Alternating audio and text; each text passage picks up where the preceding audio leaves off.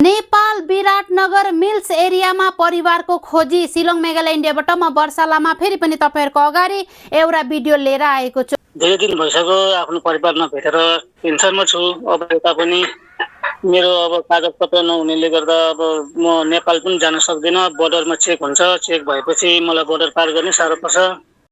बहादुर तामाङको नाति जिनेत तामाङ, लाल बहादुरको छोरा जिनेत तामाङ बोमजानले आफ्नो परिवार खोजिराख्नु भएको छ। यदि तपाईले आफ्नो परिवार गुमाउनु भएको छ भने, तपाईको उहाँ छोरा नाति हो भने सुन्नुस् उहाँको कुरा। तपाईको नातिले छोराले तपाईहरुलाई खोजिराख्नु भएको छ।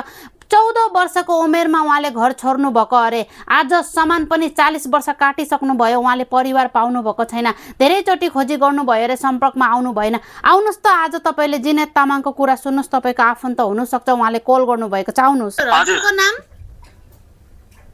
मेरो नाम विनोद तामाङ। विनोद तामाङ के थरी? म तामाङ बोमजान। कहाँबाट फोन गर्नु भएको? अहिले कहाँ हुनुहुन्छ? अहिले हामी यहाँ छलमथाङ मोरोमा छु दिदी। कहाँ पर्छ? सिक्किम छलमथाङ। सिक्किममा हुनुहुन्छ? छलमथाङ। हजुर। भन्नुस् त तपाईको समस्या के भयो रे? मेरो समस्या 13-14 वर्षको उमेरमा मैले घर छोडेको। कहाँ हो तपाईको घर? मेरो घर नेपाल विराटनगर मिल्स एरिया एउटा कम्पनी छ, कम्पाउन्ड। हजुर। त्यो कम्पाउन्ड भित्र चाहिँ हामी बस्थे। तपाईको बाबाको नाम? मेरो बाबाको नाम हो लाल बहादुर तामाङ। आमाको? आमाको नाम सुमित्रा तामाङ। अनि को छ घरमा? घरमा आमा, भाइ, दिदी, बहिनी। दिदी बहिनीहरुको नाम भन्नुस्। दिदी बहिनीहरुको? दिदीको नाम हो शर्मिला तामाङ।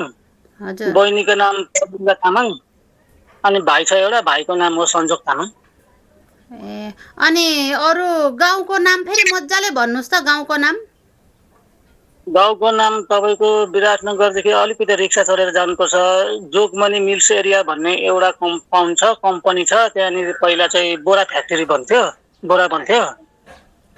अनि 2058 मा बाबा हैन राजा त्यतिखेर त राजा खसेको पो छ। तपाईले घर छोड्नु भएको चाहिँ कति वर्ष भयो रे? मैले त्यस्तै 14 वर्षको उमेरमा छोडेको थिएँ। अहिले कति वर्षको हुनुभयो? अहिले म 39 वर्ष पुग्न आँटे। कति वर्ष भयो भनेपछि थुप्रै भयो, 30 वर्ष जति भयो। भयो किनकि 2044 सालमा 2044 सालमा म जन्मेको हो।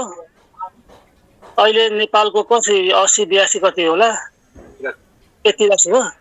ए हजुर। तपाईको नाम के भन्नुभयो? विनोद तामाङ। तर विनोद तामाङ त मैले यहाँ राखेको मात्रै नाम हुने। मेरो त अब डेट अफ बर्थमा भएको नाम चाहिँ, मेरो स्कुलमा पढ्ने नाम चाहिँ विनोद तामाङ हो। उहाँ आमाहरूले बोलाउने नाम के हो? आपा आमाले बोलाउने नाम? विनोद तामाङ भनेर। विनोद?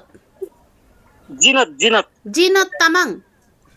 हजुर। त जिनत तामाङै भन्नुपर्छ। तपाईले आफ्नो नाम जिनेत तामाङ नै भन्नुस् न। तपाई जिनेत तामाङ हुनुहुन्छ। तपाई जिनेत तामाङ कसको छोरा अरे? लाल बहादुर तामाङ। लाल बहादुर तामाङको छोरा जिनेत तामाङ अहिले सिक्किममा हुनुहुन्छ। 14 वर्षको उमेरमा तपाई हराउनु भएको। हजुर हजुर। अनि तपाईले अर्को कुरा के भने नि दिदी? हजुर। मेरो बाउलाई भन्दा बेसी चाहिँ मेरो अब हजुर बुवा र मेरो मेमे हुनुहुन्छ नि, मेमेलाई बेसी चिन्नुहुन्छ। नाम भन्नुस् न उहाँको। मेरो मेमेको नाम हो नरबहादुर तामाङ।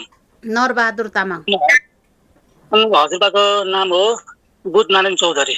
बुधनारायण चौधरी हजुरबा। हजुर। अनि नरबहादुर तामाङ चाहिँ मेमे हो मेरो। मेमे। आखे। तपाईले यहाँनिर सबैको नाम लिनुस् त, जानेको जतिको म थम्बनेलमा राख्छु। आमाको नाम सुमित्रा तामाङ।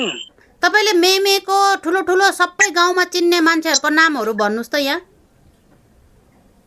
अब त्यतिखेर त म सानै थिएँ। हैन बाजेहरुको के मेमेहरुको सबैको लिनुस्।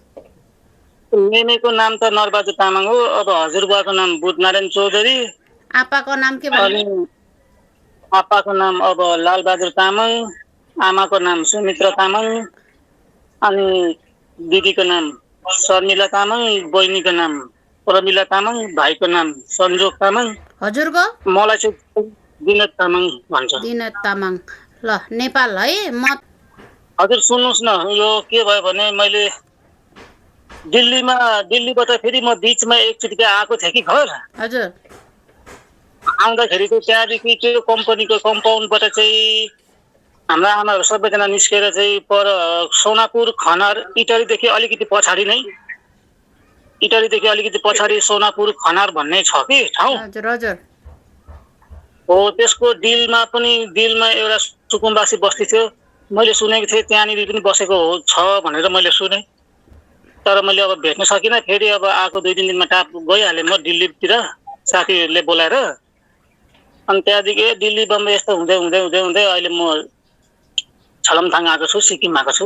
तपाईँलाई सिक्किम कुन आएर कुन ठाउँ शङ्का छ? तपाईँको परिवार हुने शङ्का कहाँ छ? मलाई शङ्का सोनापुरमा हुनुपर्छ, अनि अर्को कि त खनारमा हुनुपर्छ। खनारमा चाहिँ यस्तो छ कि अब हाम्रो खनार हजुर त्यहाँ चाहिँ मलाई फुल डाउट छ, किनकि मिल्स एरिया विराटनगरमा चाहिँ अब पहिलाको बुढापाकाहरू कोही छ भने मेरो बाजे र मेरो हजुरबाउलाई चाहिँ चिन्नु सक्नुहुन्छ, तर मेरो बाउलाई चाहिँ चिन्नु हुँदैन। अनि मेरो आमालाई चाहिँ चिन्ने चान्स छ पुरा। ए अनि होस्, म तपाईँको परिवारसँग सम्पर्क गराउँछु है। खोजी हजुर हजुर हेर्नुहोस् न, म धेरै दिन भइसक्यो आफ्नो परिवार नभेटेर टेन्सनमा छु। अब यता पनि मेरो अब कागजपत्र नहुनेले गर्दा अब म नेपाल पनि जान सक्दिनँ। बोर्डरमा चेक हुन्छ, चेक भएपछि मलाई बोर्डर पार गर्ने साह्रो पर्छ। अब यता मेरो अब चारवटा नानी छ, बुढी छ। अब केही गरी मलाई अब आतङ्कवादी भनेर बोर्डरमै पक्रिनु सक्छ, त्यसैको डरसरी भएर चाहिँ म जानै सकेको छुइनँ। नत्र म जान त म पहिल्यै गइहाल्थेँ, तर अब त्यही कागजपत्रले गर्दा चाहिँ मलाई कहीँ जानै सकेको छैन, म खोज्नै सकेको छैन। होस् होस्, हामी भिडियो पोस्ट गरेर खोज्नेछौँ ल। हजुर हुन्छ, म यहाँ राख्छु।